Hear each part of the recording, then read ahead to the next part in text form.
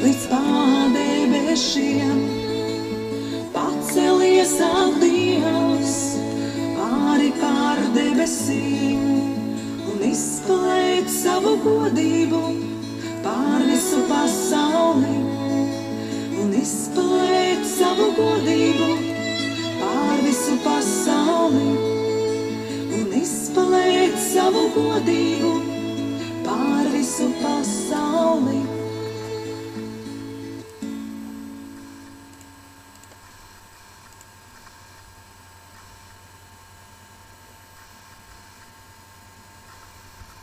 Esiet sveicināti arī šajā vakarā, kad turpinām mūsu iesākto raidījumu Kristieša dzīve.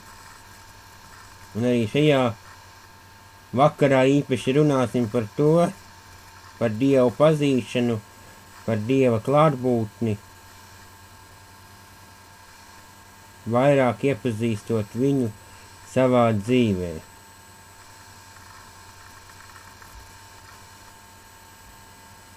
Nāksim lūkšanā un tad runāsim šo raidījumu, kas būs šajā pusstundas ētera laikā. Paldies Tev, mīļai debes Tēvs, arī par šo brīdi, kad mēs varam būt arī šajā radio ēterā, runājot par Tavu vārdu, un tiešām, Kungs, sveitī ikvienu klausītāju, kas klausās, lai arī viņa sirdis tiktu uzrunātas ar šo vārdu. Tiešām, Dievs, pieskaries ikviena sava bērna sirdīm, pieskaries, palīdz saprast Tavu vārdu, to, ko Tu vēlies runāt uz mums, uz mūsu sirdīm. Tiešām, Dievs, pieskaries mums un vadi. Stiprini ikvienu Tavu bērnu arī attiecībās ar Tevi, lai mēs ilgotos pēc tām, lai mēs slāptu pēc tām, lai mēs meklētu Tevi ikdienas savā lūkšanu kambarī. Tiešām, Kungs, sveitī mūs un vadi un stiprini ikvienu Jēzus Kristus vārdā. Āmen. Šovakar mēs runāsim par tēmu pazīt Kristu.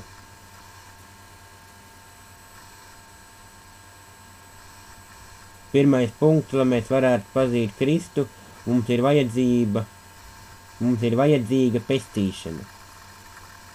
Bībele saka, visi ir grēkojuši un visiem trūkst dievišķās godības, kā arī teikt Romiešiem 3. nodaļā 23. pantā. Tātad varam apstāties un saprast, jo visi ir grēkojuši un visiem trūkst dievišķās godības, tā kā visi mēs esam grēkojuši. Tu tagad nevari bļaut šajā vakarā pretī vai spuroties, es jau labs, es jau neko tādu nedaru. Bet tā kā šeit ir pateikt, visi ir grēkojuši un visiem trūkst dievišķās godības. Visi cilvēki ir grēcinieki un pakļauti Dieva tiesai. Bībele to skaidri parāda un to pierāda arī veselais saprāts. Lai gan tu pazīsti daudzus cilvēkus, kuri ir likumiski labāki par citiem, tu noteikti nepazīsti nevienu, kurš nekad nepieļauj nevienu kļūdu. Cilvēka grēka un nepilnības sekas ir mūžīga atšķirtība. Grēkam ir savas sekas, un grēks mūs atšķir no Dieva, kurš ir svēts un pilnīgs. Un tā kā Dievs ir visas dzīvības avots, mūžīga nošķirtība no viņa nozīmē mūžīgu nāvi, jo grēka alga ir nāve, kā arī teikt Romiešiem 6. nodaļā 23. pantā. Pirmais apsolījums, pestīšanas apsolījums. Bībele runā par pestīšanu, kas nozīmē atbrīvošanu no grēka sekām, mūžīgas nāves, Dieva mieru un pārliecību, ka mēs varam dzīvot kopā ar viņu mūžīgi, kā arī teikt Jāņa evaņģēlijas 3. nodaļā 16. pantā. Iespējams visbiežāk citētais Bībeles pants skaidri paskaidro, kā tu vari piedzīvot pestīšanu un mūžīgo dzīvi. jo tik ļoti Dievs pasauli mīlējis, ka viņš devis savu vienspiedzimušo dēlu, lai neviens, kas viņam tic, nepazustu, bet dabūtu mūžīgo dzīvību. Tiešām ir vērts atcerēties pie šī fakta, ka Dievs ir teicis, lai neviens nepazustu, kas viņam tic, bet dabūtu mūžīgo dzīvību. Dievs par mums rūpējās, un Dievs negrib, lai viņa bērni pazustu, bet lai visi nāktu pie patiesības un pie atgriešanās, grēka nožēlas. Jo tik ļoti Dievs pasauli mīlējis. Tāpēc viņš sūtīja savu vienspiedzimušo dēlu. Tāpēc, ka viņš mūs ļoti mīlēja. Vārds pasaule ietver tevi un ikvienu citu personu virs zemes. Dievs tev patiešām mīl, un panta nākamā daļa rāda, cik ļoti, ka viņš devis savu vienspiedzimušo dēlu, jo tik ļoti Dievs pasauli mīlējis, ka viņš devis savu vienspiedzimušo dēlu. Dieva mīlestība ir varena. Kā Dievs deva savu dēlu? Dievs savu mīlestību uz mums pierāda ar to, ka Kristus par mums miris, kad vēl bijām grēcinieki, kā ir teikt Romiešiem 5. nodaļā 8. pantā. Jēzus Kristus, Dieva dēls, samaksāja sodu par mūsu grēkiem, nomirstot pie krusta. Viņš paņēma visus tavus grēkus un nomira reizi par visām reizēm. Mirstot, viņš teica, viss piepildīt. Kā ir teikt Jāņa evaņģēlija 19. nodaļā 30. pantā, ar to apstiprinot, ka viņš patiešām ir izdarījis visu, kas nepieciešams mūsu pestīšanai. Būdams Dieva dēls, Jēzus ir vienlīdzīgs ar pašu Dievu. Viņš ir daļa no tā, ko teologi sauc par trīsvienību – Dievs tēvs, Dievs dēls, Dievs svētais gars, kā ir teikt Jāņa evaņģēlija 1. nodaļā no 1. līdz 3. pantam un arī 10. nodaļā 30. pantā Jāņa evaņģēlijā. Viņš brīvi izvēlējās kļūt par cilvēku un nomirt mūsu vietā. Filipiešiem 2. nodaļa 5. līdz 8. pantam. Šos pantus variet paši lasīt. Ja nevar paspēt norakstīt, tad būs pēc tam ierakst, varēs klausīties atkārtojumā ierakstā. Jo Dievs sūtīja savu dēlu tāpēc, ka viņš tik ļoti mūs mīlēja, ka deva savu vienspiedzimušo dēlu, lai neviens, kas viņam tic, nepazustu tātad.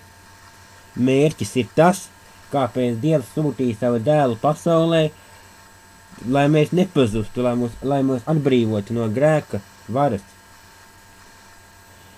Ja tu tici, ka Jēzus Kristus ir Dieva dēls un pieņem viņu par savu glābēju, tev nebūs jāmaksā sods par saviem grēkiem, jo nomirstot pie krusta, Jēzus jau to ir samaksājis.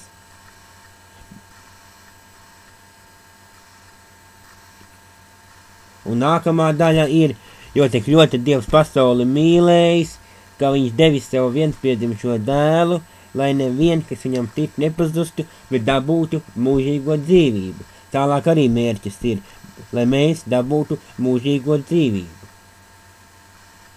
Mūžīgās nāves un atšķirtības no Dieva vietā tev būs mūžīga dzīve. Mūžīga dzīve jau tagad pieder ikvienam, kurš tic brīdī, kad tu uzticies Kristum. Ja mēs uzticamies Kristum, tad mūsu grēki ir piedoti, kā ir teikt Kolosiešiem 1. nodaļā 14. pantā. Un ja mēs uzticamies Dievam, tad mēs kļūstam par Dieva bērnu, kā ir teikt Jāņa evaņģēlija 1. nodaļā 12. pantā. Un ja mēs uzticamies Dievam, tad mums pieder mūžīgā dzīvība, kā ir teikt Jāņa evaņģēlija 3. nodaļā 16. pantā.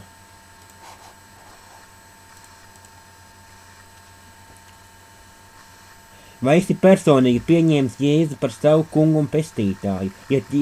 Ja tā, tad balsties uz Dievu vārdu. Tev ir mūžīgā dzīvība. Ja nē, tu vari to darīt tūlīt. Bībele saka, ik viens, kas piesauc tā kunga vārdu, tiks izglābts. Romiešiem 10:13. jo ik viens, kas piesaustā Dieva vārdu, tiks izglābts. Un ja tu neesi pieņēmis Jēzu savā dzīvē, tad tieši tagad atver savu sirdi, paļaujies uz Dievu un lūdz šo lūgšanu. Atkārto aiz manis. Dārgais kungs Jēzu, es zinu, ka esmu grēcinieks un ka man ir vajadzīga tava piedošana. Es ticu, ka tu nomiri par maniem grēkiem. Es gribu novērsties no tiem.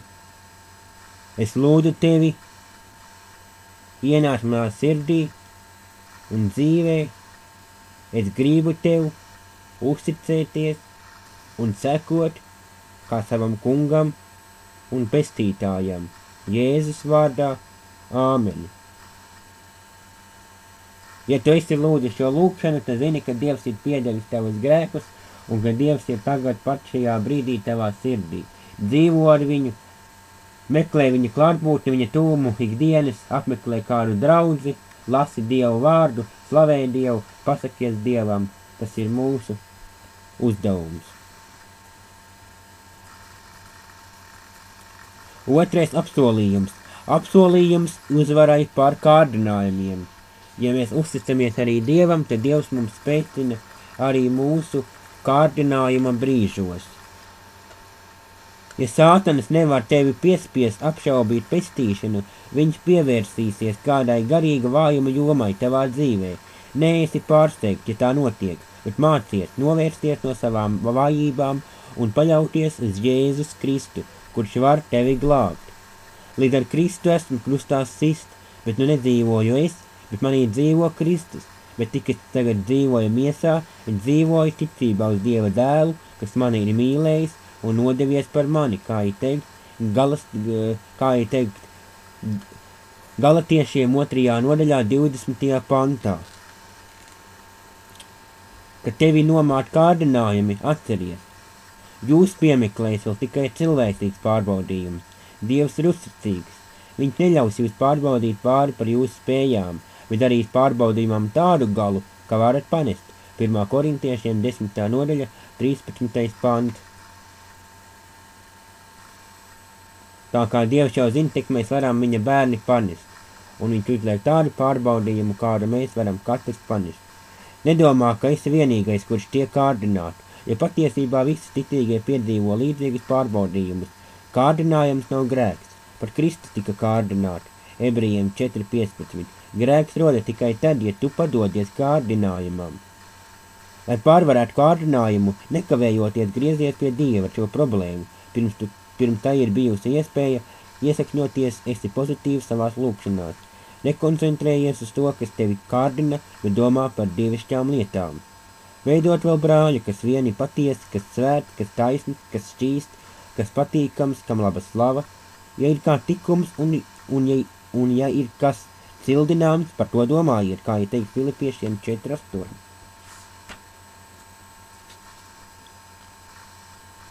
Lūdz, lai Dievs tavā dzīvē ienes šādu pieredzi un domas. Pārdomā 1. Korintiešiem 10. nodaļu 13. pantu. Trešais apsolījums ir piedošanas apsolījums. Ja mēs paļaujamies uz Dievu, tad arī Dievs piedod mums mūsu grēkus.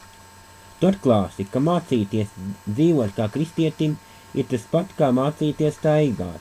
Īpaši sākumā būs klupieni un kritieni. Tas nav nekas neparasts, kā saka salma autors. Tas kungs dara drošus vīras soļus, un viņam ir prieks par viņa ceļu, kad viņš klūp, tas tomēr nenokrīt pilnīgi zemē, jo tas kungs tur viņa roku, kā ir teikt 37. salmā no 23. līdz 24. pantam. Velns grib tevi sasaistīt un likt tev krist. Grēks traucē mūsu attiecībām ar Dievu, un Sātans vēlas, lai tādā stāvoklī tu atrastos nemitīgi.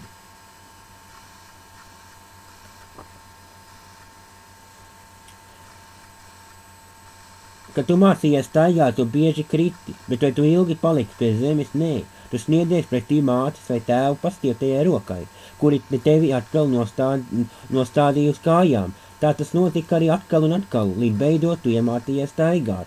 Pastāvīgi. Tāpat tu vari iemācīties staigāt kopā ar Dievu. Kad tu krīti, sniedzies lūkšanā pretī Dievam un pieņem viņa žēlastībā pastiepto roku, kā ir teikt, ja atzīstamies savos grēkos, tad viņš ir uzticīgs un taisnīgs, ka viņš piedod mums grēkus un šķīsta mūs no visas netaisnības. Tikai tad, ja mēs atzīstamies, tad Dievs mums piedod. Ikreiz, kad tu izdari kaut ko tādu,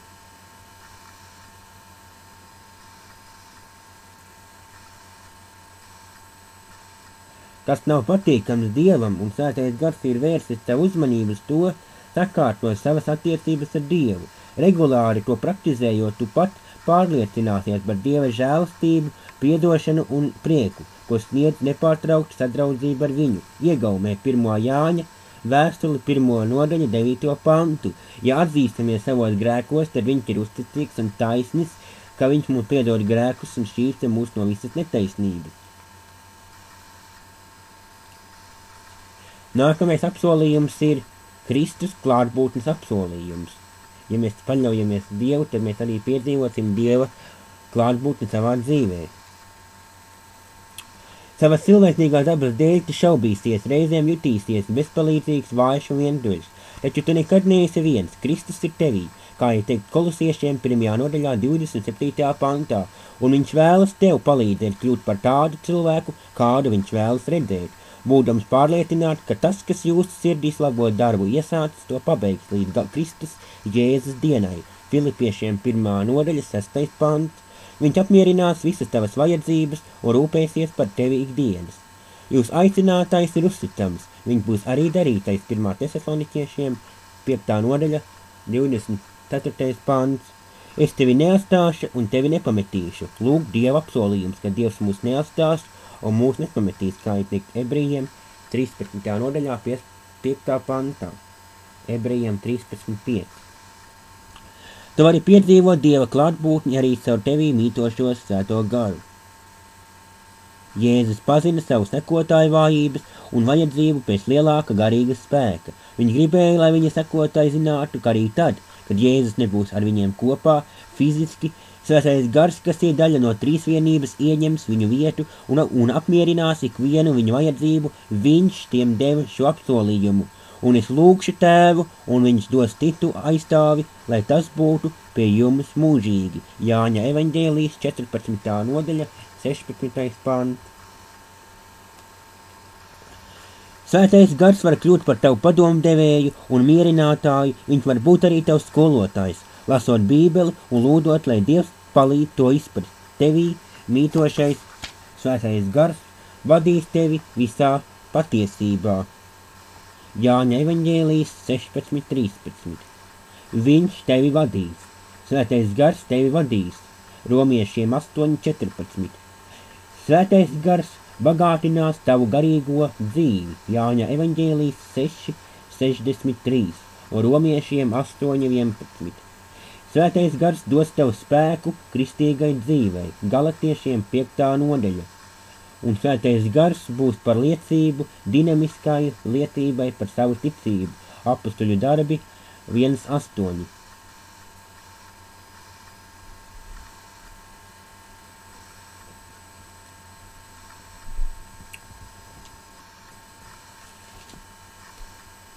Un vēl pārdomi. Kādēļ Jēzus nāca šajā pasaulē? Lai rastu atbildi, kādēļ Jēzus nāca šajā pasaulē, izlasīsim Jāņa 1. vēstuli, Jāņa evaņģēlijas 1. nodaļa, 29. pants. Jāņa evaņģēlijas 1. nodaļa, 29. pants.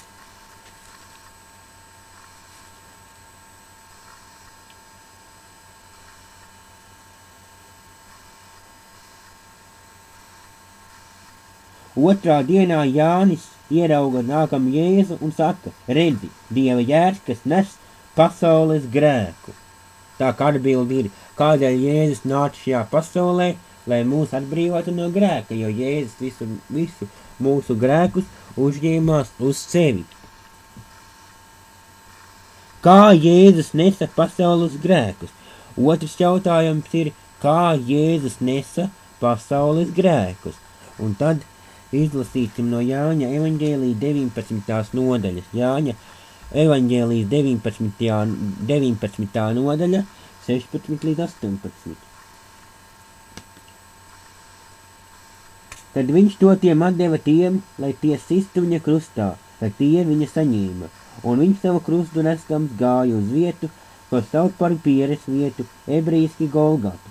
Tur tie viņa sita krustā, un kopā ar viņu divus citus katrā pusē vienu, bet vidū Jēzu. Kā Jēzus nesa pasaules grēkus, nomirstot pie krusta Golgātā. Dievs mīlēja pasauli un deva savu vienspiedzimušo dēlu, lai viņš mirta pie krusta, kā ir teikt Jāņa evaņģēlija. 3. Jāņa evaņģēlijas 3.16. Jo tik ļoti Dievs pasauli mīlējis, ka devis savu vienspiedzimušo dēlu, lai neviens, kas viņam tic, nepazustu, bet dabūtu mūžīgo dzīvību.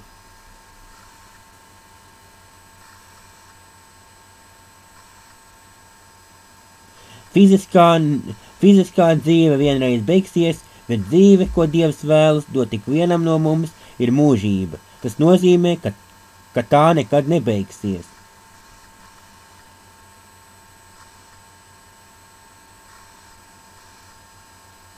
Kas tev jādara, lai iegūtu mūžīgo dzīvību, arī tāds jautājums ir.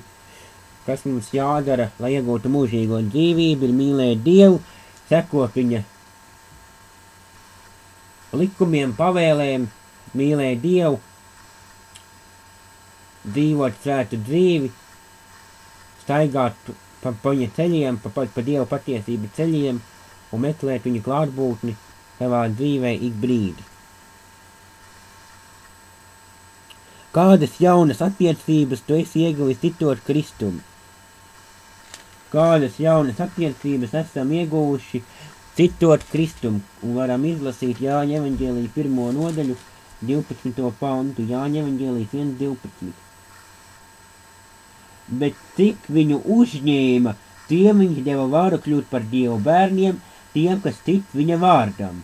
Bet cik viņu uzņēma, tiem viņš deva varu kļūt par Dievu bērniem, tiem, kas tic viņa vārdam. Bet tie, kas viņu uzņēma, tiem viņš deva varu kļūt par Dieva bērniem, tiem, kas tic viņa vārdam. Ļoti tāds brīnišķīgs pants.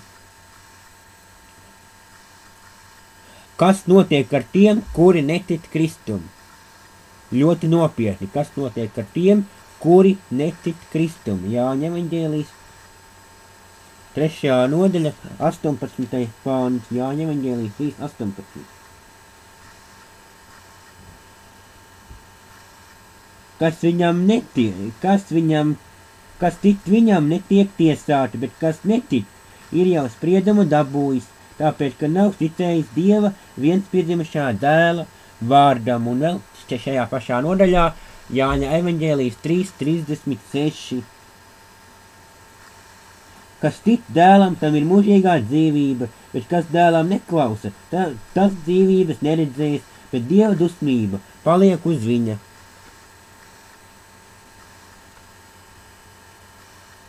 Mēs nevaram iegūt mūžīgo dzīvību, būdami reliģiozi, ievērojot kādus noteikumus vai darot labus darbus, bet tikai ticībā uz konkrētu personu, Jēzu Kristu.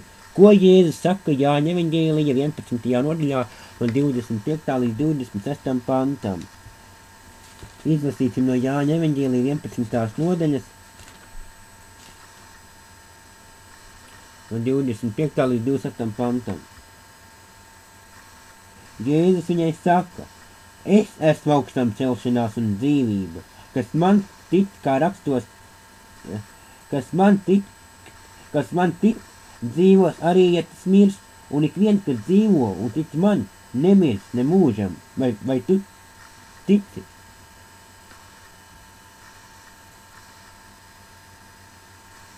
Kas notiek tad, kad tu sāc ticēt Kristum? Un Jāņa evaņģēlijas 5. nodaļa 24. pants, Jāņa 5, 24.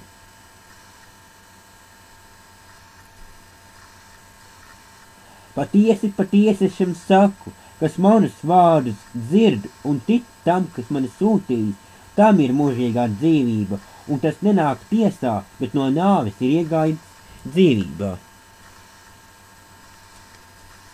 Tagad pārskati vēlreiz savas atbildes un īsti raksturo. Kā tu zini, ka tavi grēki ir piedoti un ka tev pieder mūžīgā dzīvība? Pārdomā pat, kā ir ar tevi, kā ir ar tavu grēku piedošanu un kā ir ar tavu mūžīgo dzīvību.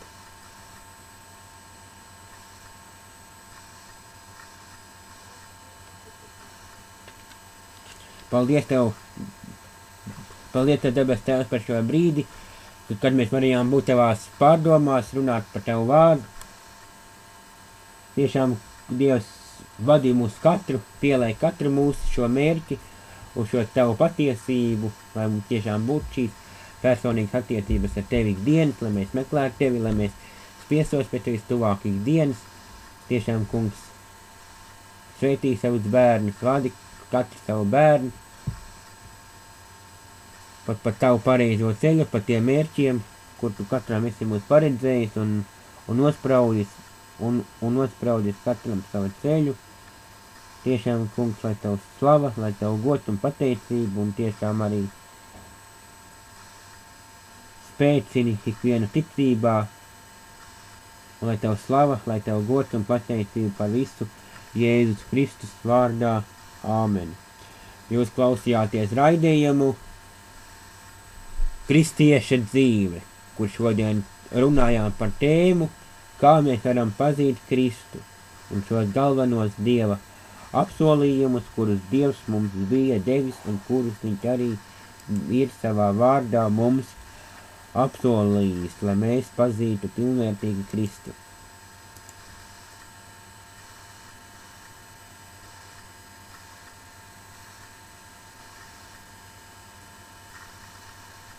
Turpinājumā būs kāda dziesma.